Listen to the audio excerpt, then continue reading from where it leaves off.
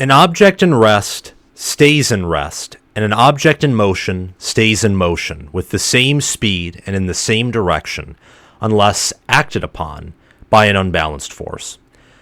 That's the law of inertia, and it applies beautifully to college football because I imagine even with Purdue's history of upsetting top 10 teams and of beating ranked opponents while being unranked or viewed as the inferior team in the matchup themselves, I imagine in the preseason that most people looked at the Notre Dame-Purdue game and just thought because Purdue was 4-8 in 2023 and Notre Dame looked to be a potential top 10 team with a very workable schedule, that people thought, well, this should be another win for Notre Dame, another one of Notre Dame's easier wins on a very relaxed schedule.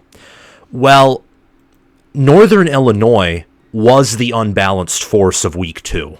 They came in and they game-controlled Notre Dame to death. No, it wasn't Texas blowing out Michigan or Georgia blowing out Michigan a few years ago in the Orange Bowl, or Ohio State blowing out Purdue back in 2021, or Iowa blowing out Purdue in 2022. And there are other countless examples, like USC being toyed around with by Oregon last year. I could go on and on and on.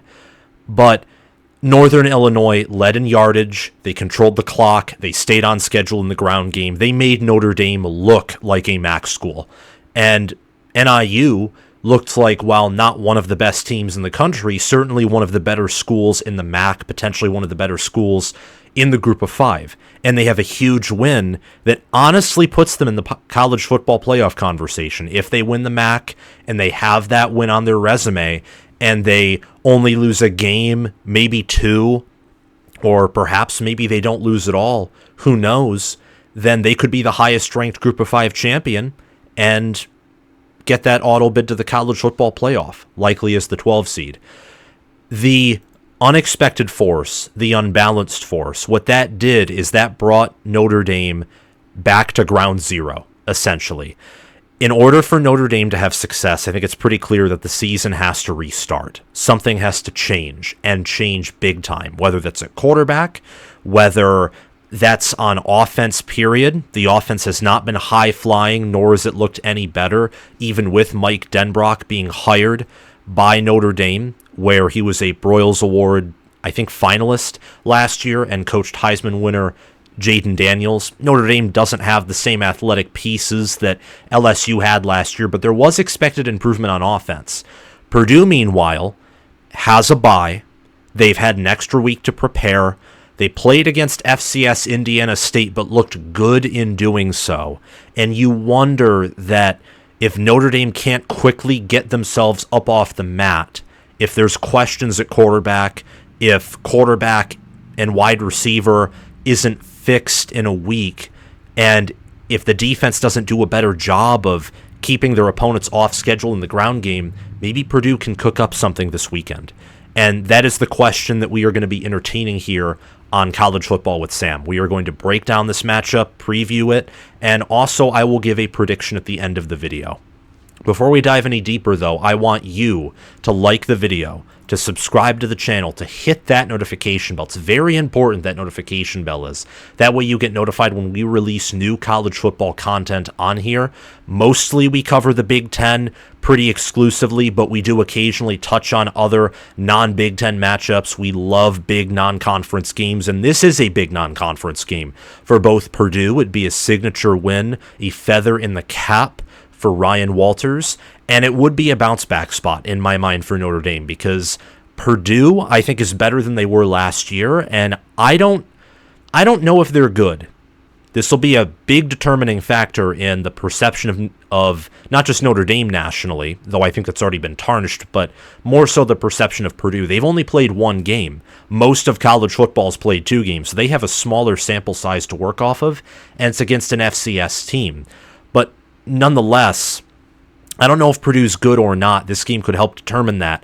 However, a win is a win, and I do think that based off of what they did in the portal, how efficient they looked in week 1, even factoring in their opponent level, I do think they're improved compared to last season. But yet again, like the video, subscribe to the channel, hit that big red subscribe button, click the notification bell, share this video around, comment your thoughts down below, and if you want to support the channel monetarily, you can check out my Patreon page or my merchandise store and make a purchase there via the link in the description or down below in the pinned comment. And also, join my Discord server where we talk college football open 24/7, and we talk about it as much as we can on the Discord server 24/7. Link for that's in the pinned comment. Let's dive deeper, though, into this matchup. Notre Dame is 1-1. Purdue is 1-0. These two teams right now, very different in terms of preseason expectation. In current expectation, they are still different. You look at Notre Dame's schedule and you think that if the staff they have is good, if Marcus Freeman's a good coach, if their roster has talent, you think to yourself, well, they should still be able to potentially contend for the college football playoff. Their toughest game still looks to be at USC, I would say, at the end of the year. At the beginning of the year, I didn't think that way, but with Florida State looking like garbage, Georgia Tech is questionable, same with Louisville. At this current moment, I would say that USC on the road to conclude the season is probably their toughest game. But losing to NIU means there are no guarantees. This game against Purdue, right now, Notre Dame is only favored by 9.5. When I made this template, which says Notre Dame -10, and I bet you can find -10, you can find that spread probably on a variety of websites still, but it's been bet down since I made this template today. So there is action on the Purdue side from what I looked into, and of course, betting percentages don't determine winners. They can maybe give you an idea of who can win, just as a small factor, if you believe that the team that the public is betting against is very undervalued, but that's not going to be the case every time. But I looked, and a lot of people are still banking money-wise on Notre Dame winning this game, or at least beating Purdue in a more dominant fashion than a 9 or 10 point win. Purdue, again, has had an extra week to prepare for this game. Notre Dame, you would think that logically they would too, because Purdue is classed as a Power 4 school, NIU a G5 school, but the way that Notre Dame played in that Northern Illinois game, I'm just going to go over it very quickly.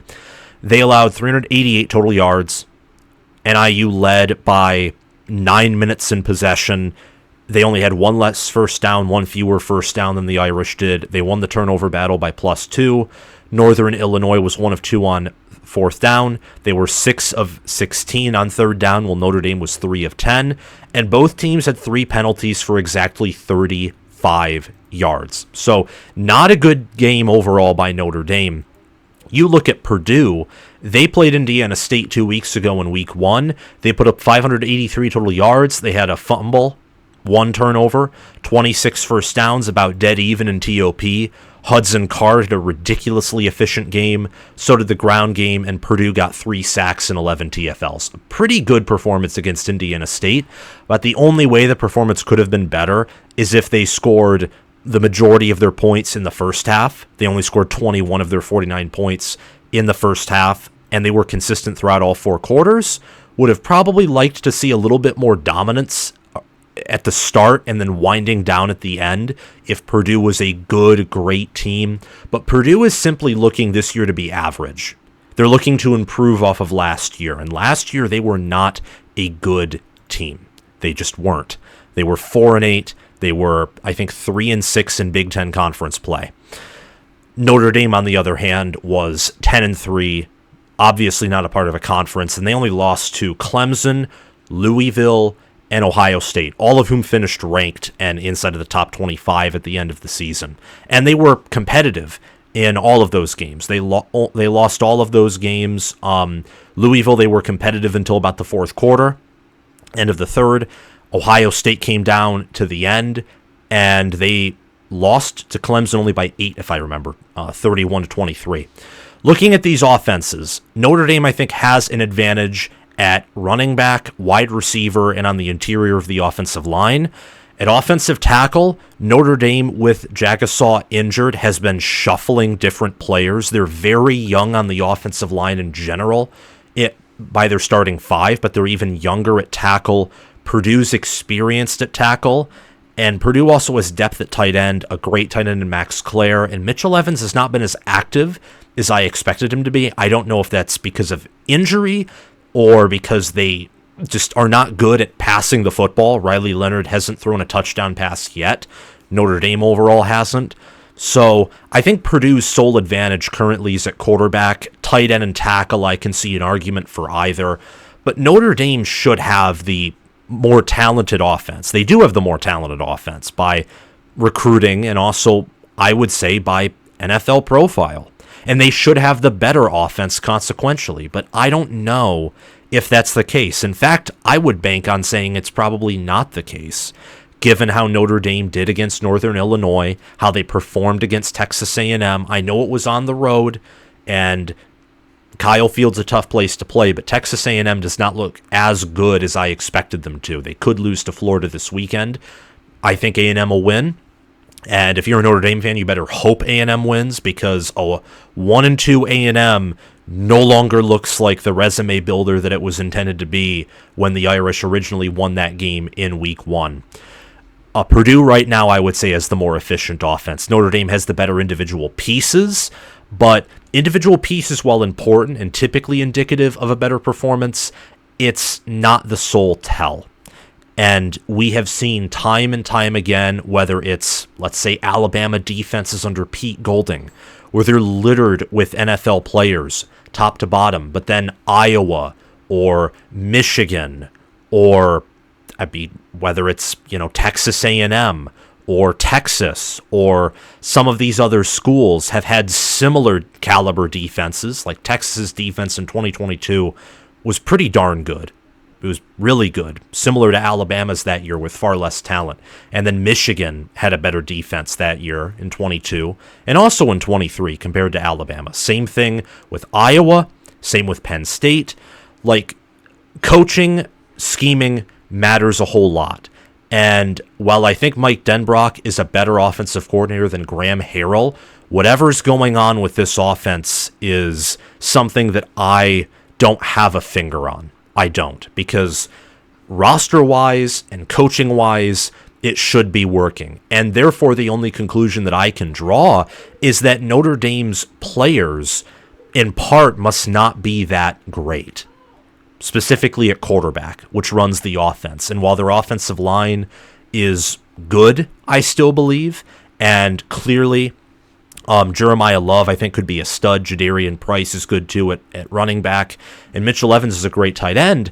I think what Denbrock wants to do doesn't fit the profile of this roster, and that could be causing issues. Year 1, with a new coordinator, a lot of the times is about him adjusting to what the roster status is and how he can adapt his offense to the roster, and sometimes how he can adapt the roster and the pieces on the team, the 85-man scholarship roster plus the walk-ons, to what he wants to do. It's why Jim Knowles took a year for Ohio State's defense to be elite. I mean, Phil Parker, it took him time to produce the consistent top 5 defenses that he's now fielding continuously at Iowa. To have a defense or an offense or any part of the field be fixed and transformed into an elite unit in 1 year almost always is fantasy. There are a few exceptions to the rule, but man, they are rare. And I think you're seeing that with Notre Dame a bit here. With Purdue, they're in year 2 of their system. They maintained a lot of their staff. They just brought in more portal additions, brought in a decent recruiting class, returned a sizable amount of production and key players, especially along the trenches. Their quarterback, Hudson Card, who they trusted. They probably could have went to the portal and tried to get someone else with the year that he had last year, but they trust him, and they returned a player like Dylan Thieneman in the secondary. I look at these offenses, and I think that with Notre Dame, you want to run the ball. Even though Denbrock clearly wants to pass the ball, your strength is running. Test Purdue's front. Test their defense, which last year you saw in moments they were good. But again, 4-8, 3-6. They allowed points to Fresno State. They allowed points to Minnesota, points to Wisconsin. Purdue's defense was not good last year. It wasn't. You saw moments against, like Michigan, for example, where they went in bear formation and tormented Michigan's offense for 2 quarters, and in some other games where they did well. That's the most memorable one. But overall, their defense was one of the weakest, if not the weakest, in the former Big Ten West. Rest in peace to that toxic and very entertaining division as well. What Purdue wants to do, I think, is to have a balanced attack, because Notre Dame clearly has a trench advantage, but Notre Dame does have holes in their defense, and we saw it last year, we've seen it this year through 2 games where they have very talented players, but they do not have the depth of like a 2021, 2022 Georgia on defense, or the consistency of Iowa, or the depth of Michigan or Ohio State's defense last year, or Ohio State's this year.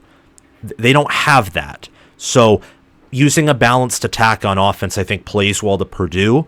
With Notre Dame, maybe I think if Leonard's arm is healthy, and I know it's not with his throwing arm, I don't believe, but still, the healthier you are as an overall player, the better you'll perform, and he has not looked good passing the ball. If he's healthier, or if they're going to start Steve Angeli, maybe you pass the ball more, but I think test that Purdue front 3. They run a 3-4, so they rely more on their linebacker play, and with Notre Dame's offensive line, even with its youth, I think they should be able to find ways to maybe push around Purdue's defense. Defensively, I would give Notre Dame the edge in most places. I think they have the more talented overall defense and the better overall defense. Purdue, I think, is a collection of some good linebackers and also impressive defensive ends, like Will Helt, for example. With Notre Dame, though, at defensive tackle, Riley Mills and Howard Cross III are some of the better defensive tackles in the country, certainly feature NFL players, and Benjamin Morrison and Xavier Watts are some of the best DBs in all of college football. So I have to give the secondary and the defensive tackle room definitely to Notre Dame. Linebacker, I think, is a push. You know, you do have Jack Kaiser for Notre Dame, who is now in, I think it may be his 6th year, legitimately. But he's back. There's a lot of experience in that room with him, but also a lot of youth with some younger blue chip players like Drake Bowen and Jalen Sneed. Drake Bowen and Jack Kaiser right now are the top 2 leaders in tackles, with Bowen having 11 and Kaiser having 14. This team, Notre Dame, only has 1 sack on the year. Against an A&M O-line that's questionable, and against Northern Illinois, that's a big problem. I imagine that could be skewed a little bit because pressures and sacks are different.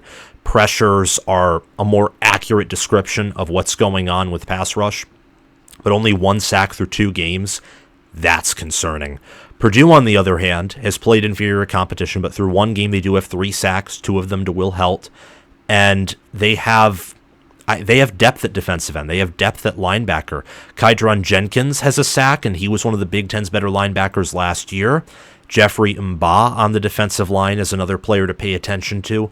Purdue, I cannot express how huge it is to be in year 2 of your program. I mean, that's where, not at every school where you should see the biggest jump and biggest progress, but you should see progress from year 1 to year 2, clearly, if the regime in charge is going to work out. And I think that you're going to see that with Purdue, not just on Saturday, but I think you're seeing it overall with how efficient they looked against Indiana State. I mean, you look last season in 2023, where they had a really tough schedule, but even at the beginning of the season, they had some winnable games. They lost to Syracuse, a bad Syracuse team, by 15. They lost at home to Fresno State, who was good. They beat Virginia Tech on the road, who early in the year was awful. They got blown out by Wisconsin. They blew out Illinois. They lost to Iowa in a game which was more distant in favor of the Hawkeyes than the score indicated.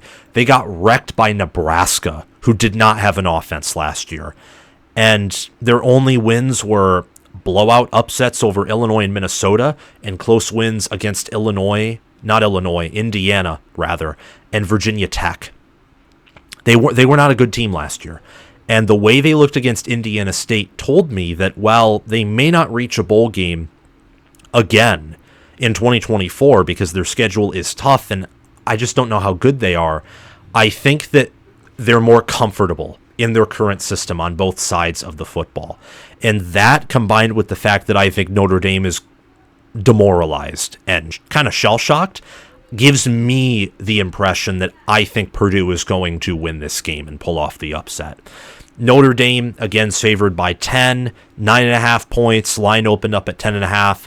They're traveling to Purdue. Purdue, you know this because Notre Dame profiled. I mean, Purdue did not know that Notre Dame would lose to Northern Illinois.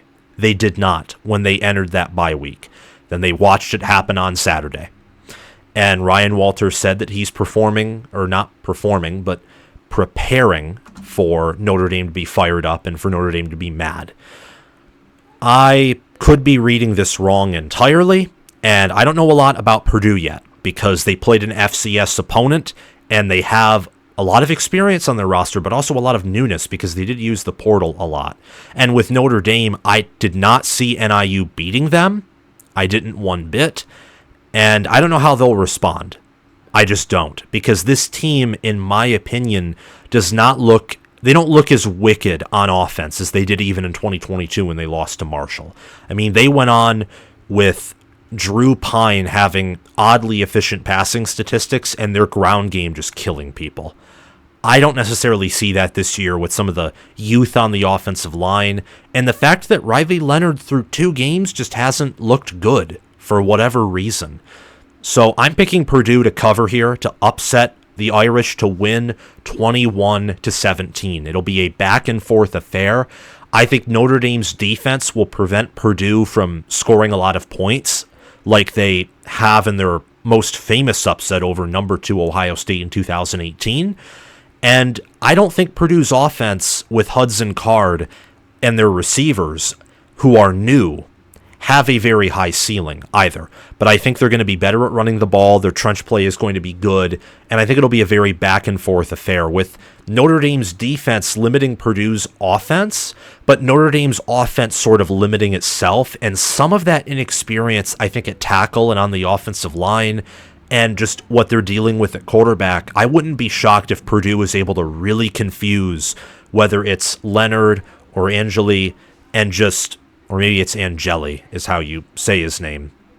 But I think they'll be able to get pressure. I think that Ryan Walters will be able to scheme up ways to get pressure on this Notre Dame offensive line. I think that Purdue's secondary does not have, they don't have Dylan Thieneman everywhere. They have one Dylan Thieneman. They have one unicorn. They have one, maybe 2 great players. But I'd expect their defense to be better at every level compared to last year. And I think that front in particular is going to get after Notre Dame's ground game. More importantly, I think they're going to get after Notre Dame's passing game. They're going to pressure the quarterback. They may force a bad mistake or 2. Notre Dame could do the same thing. But I think home field advantage, the extra week of preparation, and the fact that Notre Dame, that loss was worse than Marshall. Because with Marshall, it was a Marshall team that, I mean, maybe it wasn't, but I view Marshall as a more talented team at a base level than Northern Illinois. They've put up very good running backs in their league, and it was in year 1 with Marcus Freeman as well. This is year 3, and they lost to a MAC school as a top 5 team, and I think that Purdue is just going to take advantage of the situation. There's not much more I can say on that because they've only played an FCS team. Clearly, A&M was overrated in the preseason from what we know right now, and that loss to Northern Illinois kind of turns things upside down. So this is an upside-down type game, even looking at it on paper. We'll see if that is the case on Saturday. And an upside-down game is very unpredictable. I think this game, regardless, is going to be kind of an unpredictable type game. A win for Purdue, 21-17. Thank you all so much for watching this video. Remember to like, subscribe, hit that notification bell, and also comment your thoughts down below. Thanks to Crash2488 and Brasco Rascal for being Heisman members and sponsoring this video and channel. Thanks to Chris Slane, Connor Little OH, Ismar, Tyler Nye, and Chilton Cush for sponsoring this video as all American members. Thanks to John Lynn, Roaming Gnome, Matthew Sale, Austin Christmas, and Janai Shikakro for sponsoring this video and channel as all conference members. Have a great day, guys, and if you want to support the channel, the link to my Patreon page and also my merchandise store where you can purchase merchandise is down below in the video description and also the pinned comment. Have a phenomenal day. Go Boilermakers and go Irish.